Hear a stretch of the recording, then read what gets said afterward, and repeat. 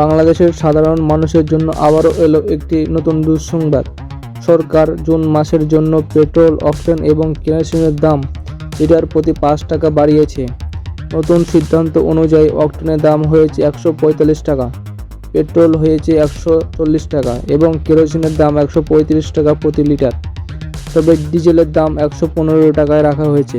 কিন্তু প্রশ্ন হচ্ছে, এই দাম বৃদ্ধি কি শুধু গাড়ি মালিকের জন্য প্রভাব ফেলবে, নাকি বাজারে চাল, ডাল, সবজি থেকে শুরু করে সব কিছুর দামে আরও বেড়ে যাবে?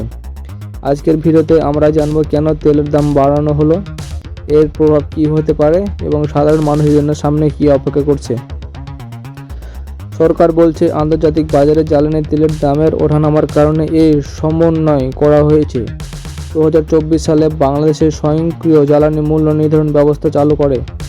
এই ব্যবস্থায় আন্তর্জাতিক বাজার, আমদানি খরচ এবং ডলারের বিনিময় হার বিবেচনা করে প্রতি মাসের দাম সমন্বয় করা হয়। বিশেষজ্ঞদের মতে সাধারণত মধ্যপ্রাচ্যের চলমান উত্তেজনা এবং বিশ্ববাজারে অপরিশোধিত তেলের দাম বৃদ্ধির কারণে বাংলাদেশের আমদানি ব্যয় বেড়েছে, ফলে সরকার এই মূল্য বৃদ্ধি করেছে। এটি গত 6 সপ্তাহের মধ্যে দ্বিতীয়বারের মতো মূল্য বৃদ্ধি। নতুন দাম কত?